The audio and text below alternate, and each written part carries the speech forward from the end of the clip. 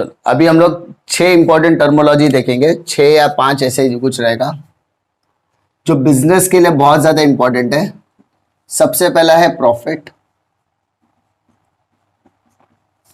उसके बाद लॉस, उसके बाद इनकम और उसके बाद एक्सपेंसेस।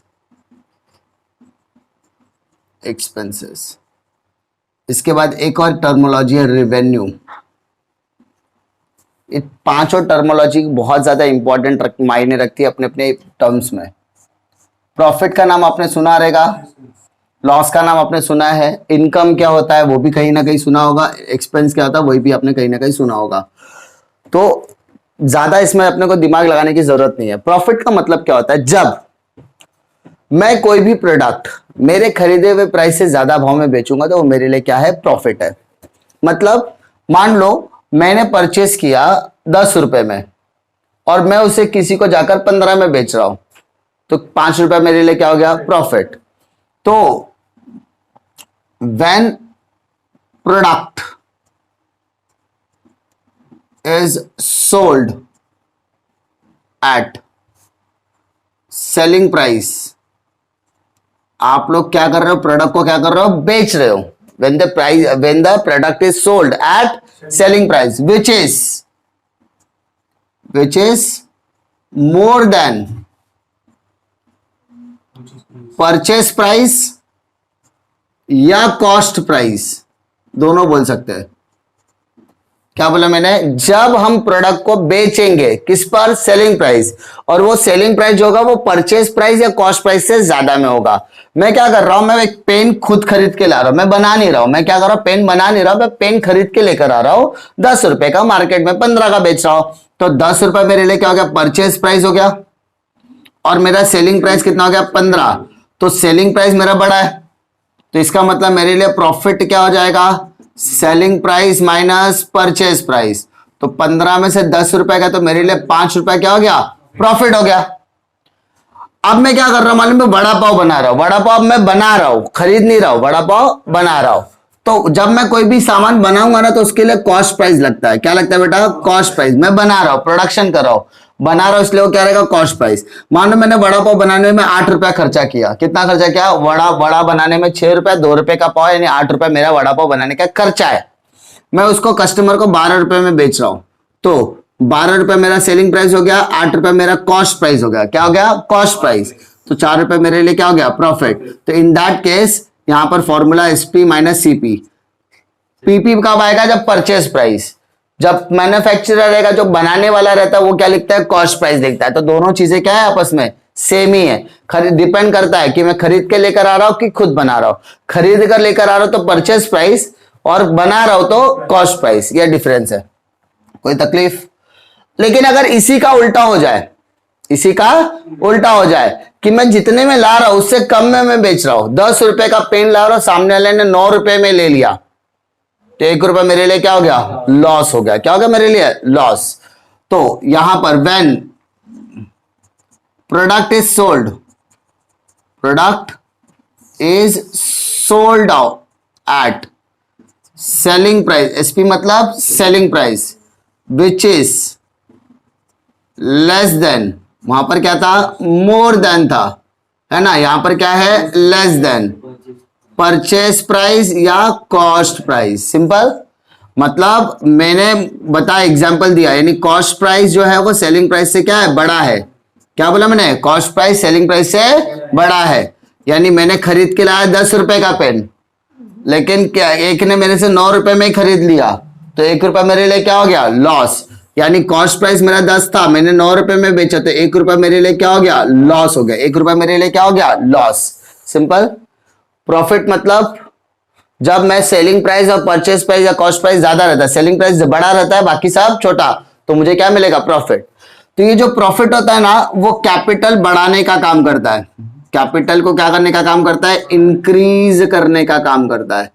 और जो लॉस होता है वो कैपिटल को डिक्रीज करने का काम करता है। डिक्रीज मतलब कम करने का काम करता है। कैपिटल बढ़ाने का काम प्रॉफिट का है, कैपिटल कम करने का काम किसका है, लॉस का। क्या आपके बिजनेस में प्रॉफिट और लॉस साथ में हो सकते हैं, क्या आपके बिजनेस में प्रॉफिट और लॉस साथ में हो सकता है? डिपेंड कि आप किसके कस्टमर के साथ डील कर रहे हो। मैं एक्स कस्टमर के साथ डील करा, उसमें प्रॉफिट में डील किया, वाई थोड़ा सा टेढ़ू निकला, लेकिन माल तो बेचना जरूरी है, तो उससे मैंने डील कर समय लॉस हो गया। ए से मैंने 5 रुपया प्रॉफिट कमाया और प्रॉफिट कमाया, बी को मैंने 1 रुपया लॉस में बेचा, तो मुझे अभी भी प्रॉफिट कितना है? 4 रुपया।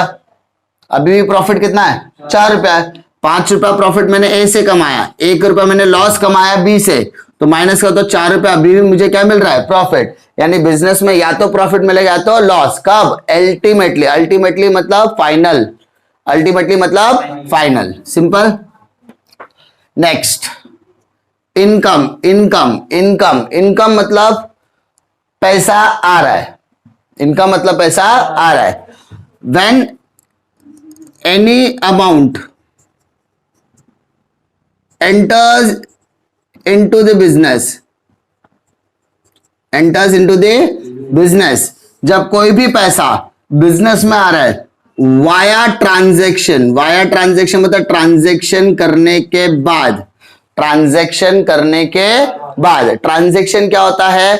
कोई चीज मेरे हाथ से जाएगी, कोई चीज मेरे हाथ पे आएगी, तो ट्रांजैक्शन करने के बाद, ट्रांजैक्शन करने के बाद जब मेरे पास कोई भी पैसा आ रहा है, उस पैसे को हम लोग क्या कहते हैं? इनकम। क्या कहते हैं? इनकम। सिंपल। क्या बोलेंगे इसको? इनकम। एक्सपेंस इसका उल्टा ले लो।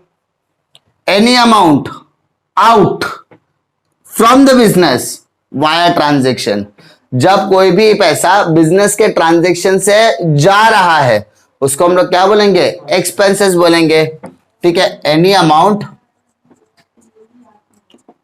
Out from the business, business से पैसा क्या हो रहा है? जा रहा। Out from the business via transaction. Via transaction, उसको हम लोग क्या बोलेंगे? एक्सपेंसेस। एक सिंपल भाषा में अगर बोलूं तो मुझे जहां से पैसा आएगा, मेरे को कहां से पैसा, मेरे को बिजनेस में किधर से भी पैसा आवे, उसको मैं क्या बोलूंगा? इनकम। और मेरे बिजनेस में मैं जो भी खर्चा करूंगा उसको क्या बोलूंगा? एक्सपेंस। मेरे बिजनेस के अंदर कितना मैं कमा रहा हूं उसको बोलेंगे इनकम, और मैं मेरे बिजनेस में कितना खर्चा कर रहा हूं उसको क्या बोलेंगे? एक्सपेंस। क्या बोलेंगे? एक्सपेंस। मेरे बिजनेस में मैं कितना कमा रहा हूं, मेरी कमाई कितनी है, उसको बोलेंगे इनकम, और मैं बिजनेस में कितना खर्चा कर रहा हूं वो मेरा हो जाएगा एक्सपेंसेस। ठीक है। मैंने कस्टमर को माल बेचा, मैंने कस्टमर को माल बेचा, मेरे लिए इनकम। मेरे बैंक में पैसा पड़ा था, मेरे बैंक में पैसा पड़ा था, उस बैंक के पैसे पर इंटरेस्ट मुझे बैंक ने दिया, तो मेरे लिए पैसा आ रहा है, क्या हो गया? इनकम। मैं कहीं पर जा रहा हूं पढ़ाने, मुझे पगार मिल रही है, मेरे लिए क्या हो गई? इनकम। पैसा आ रहा है ना, मैं काम करने जा रहा हूं, मुझे पैसा मिल रहा है, तो वो सारी चीजें क्या हो जाएगी बेटा? इनकम। मेरी जो कमाई है वो मेरे लिए क्या है? इनकम। और जो मैं खर्चा करूंगा वो क्या हो जाएगा मेरे लिए? एक्सपेंस। क्या हो जाएगा बेटा? एक्सपेंस। अब रेवेन्यू का मतलब होता है business income. Business income. Sir ये भी तो इनकम ही था। हाँ, ये भी इनकम था, लेकिन ये रेवेन्यू जो होता है वो इनकम ही होता है, लेकिन इसमें सिर्फ और सिर्फ सेल्स कर कर पैसा आता है। इसमें कहां से पैसा आता है? सेल करके। यहां पर बिजनेस या नॉन बिजनेस दोनों एक्टिविटी से पैसा आ सकता है। बिजनेस और नॉन बिजनेस दोनों एक्टिविटी से पैसा आ सकता है, लेकिन रेवेन्यू में सिर्फ और सिर्फ बिजनेस से पैसा आएगा। वापस बोल रहा हूं, ध्यान से सुनो।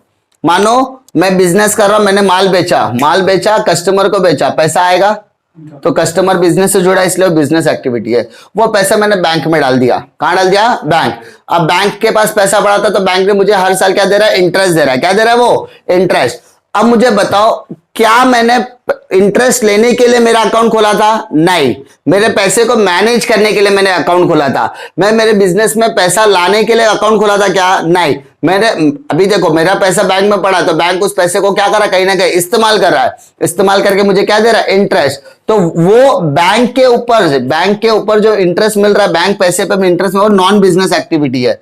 क्या मैंने इंटरेस्ट कमाने के लिए ही बिजनेस खोला था? नहीं। समझा? क्या मैंने इंटरेस्ट कमाने के लिए बिजनेस खोला था क्या? नहीं खोला था, तो वो नॉन बिजनेस एक्टिविटी है। लेकिन यहां पे सिर्फ और सिर्फ बिजनेस की बात होगी। यानी अगर मैं प्रोडक्ट सेल करूंगा, अगर मैं प्रोडक्ट क्या कर रहा हूं, सेल, सेल्स मतलब क्या होता है, अगर मैं प्रोडक्ट क्या कर रहा हूं, सेल कर रहा हूं, तो वो रेवेन्यू हो जाएगा। अगर मैं कस्टमर को सर्विस दे रहा हूं, कस्टमर को सर्विस दे रहा हूं, तो उस कस्टमर की सर्विस पर वो मुझे क्या देगा, फीस देगा। क्या देगा, फीस देगा। तो वो फीस भी मेरे लिए क्या हो गए, रेवेन्यू हो गए। क्या हो गए बेटा, रेवेन्यू। सिंपल।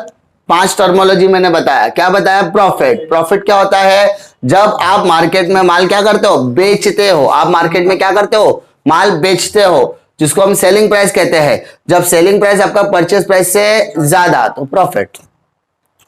आपका सेलिंग प्राइस परचेस प्राइस से क्या होता है, कम, तो क्या बोलेंगे इसको, लॉस।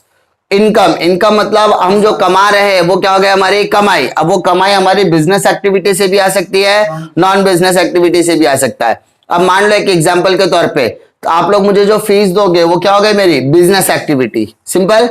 लेकिन मैं रास्ते में जा रहा था, एक वॉलेट मिल गया, वॉलेट के अंदर पैसा था, वो पैसा मैंने कमाया क्या, नहीं, लेकिन मिला ना, पैसा तो आया। पैसा आया तो क्या हो गया, नॉन बिजनेस एक्टिविटी। सिंपल।